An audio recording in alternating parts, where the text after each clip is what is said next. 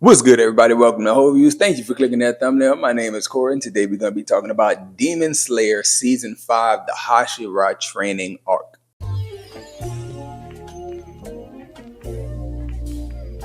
So, want to start off by asking the question, do you feel like this season was a season that was basically filler? Like there was not a huge necessity to have this season.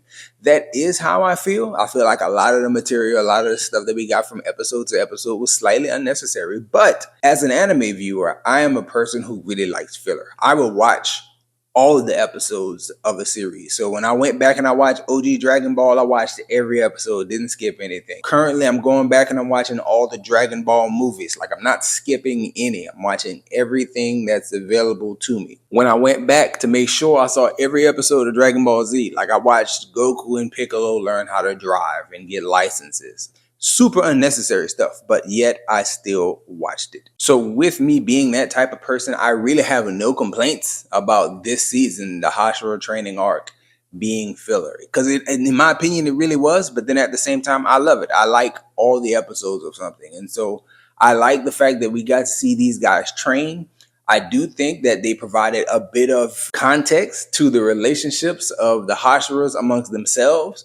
With Tanjiro and the Hashiras, with the backstory to certain characters, and we're going to talk about all those things. And more than anything else, the last two episodes really set the stage for the finale of this series, which will be a trilogy of films. And so we'll talk about the things. And let's go ahead and get into it and talk about first the training. The training part of this season was cool, and it was nice because it basically put Tanjiro, Zenitsu, and Inosuke on the same level as Hashiras without actually giving the Hashira title to them.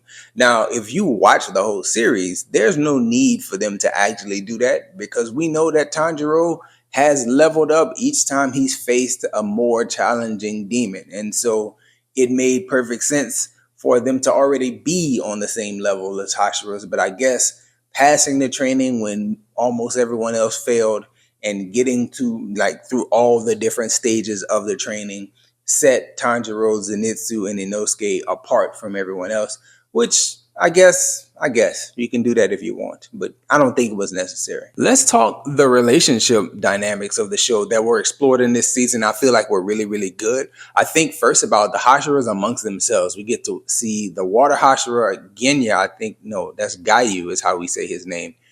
Gayu is not on the same level as everybody else. He has some remorse. He has some issues that he's trying to work through.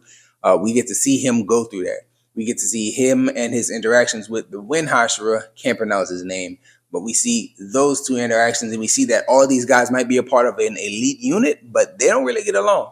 And that's something that you didn't get when you see these guys in other iterations in other seasons. So it's cool to see that.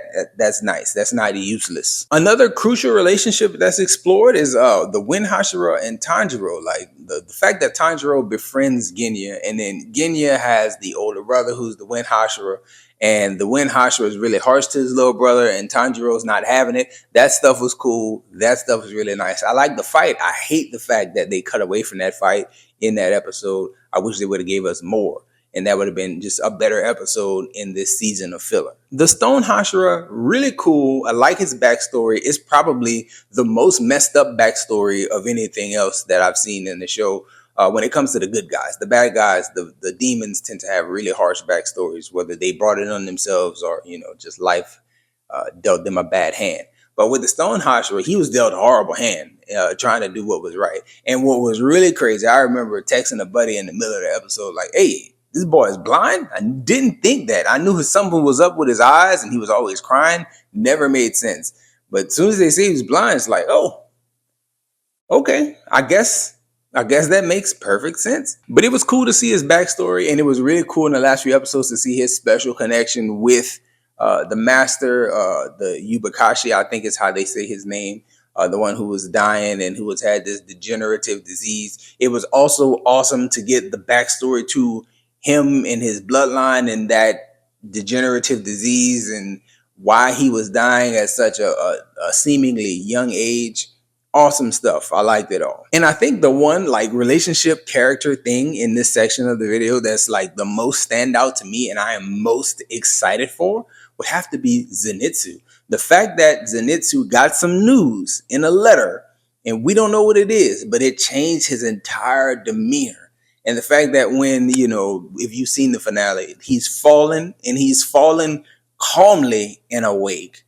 That to me spells horrible, horrible misfortune for anybody who crosses paths with him. I think that he's going to be a dog in at least one and a half of these movies, because I've also heard from, manga readers in different Reddit sections that they talk like the Infinity Castle arc is going to be ridiculously paced and it's going to be a lot to process because some characters are going to die.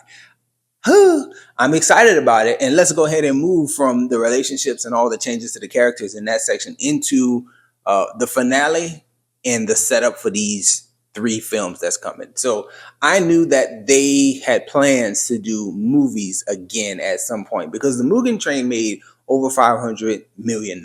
And so the idea that we're going to do that once and then leave all the other potential monies on the table, I couldn't see any company do it.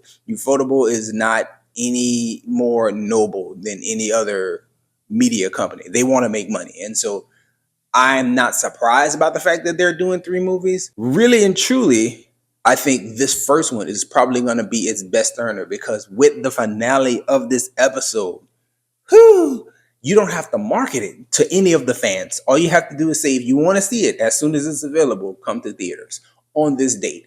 If you do that as a studio, you save a huge portion of your marketing budget and you get to pour it into the production. Make sure it's beautiful. Last 2 episodes actually, beautifully animated, top tier animation. I haven't seen anything in a series form look as good as what we've seen in these episodes. And so I imagine these movies are going to be spectacular. They're going to be amazing. And what's really, really dope is that they don't have to put out one trailer. All you got to do is put out a poster with the release date. And everyone who is a true fan and really want to see what happens next will pay their money and go.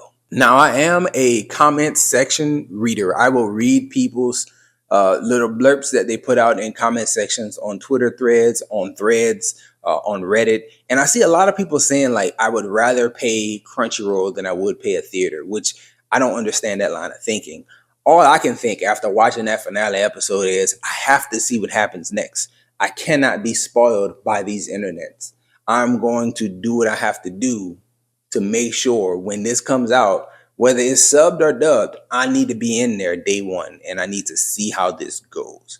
And so for a person such as myself, and I know a bunch of other fans of the show, they have your money already. And so I think it's a good plan to come out with at least one film before this series ends. And it's cool to know that they had a plan from the beginning. We're going to do this, and this, and then we're going to end it this way. And I like it. I think that is going to come together well. Talking a little bit more about the finale, I will say that the things that unfolded were very unexpected to me. I didn't think that we would get a full-blown fight with Mugazan. Now, I didn't know that he would like do something. I just didn't expect it to be as dramatic with all the characters showing up, everybody's present, and seeing how insane his powers are. And we've only gotten a small touch of how bad he is, but it was really cool to see all parties come together, everyone converge, and the lengths that people had to go to just slow him down. I see multiple characters not making it in a fight against him. I'm ready for it. I want to see what happens. Let me know what you think about the season. Let me know what you think about the films being released. All that stuff in the comment section if you choose to do so. And that's all we got for this one, y'all. Enjoy yourself, guard your heart, and go watch something good.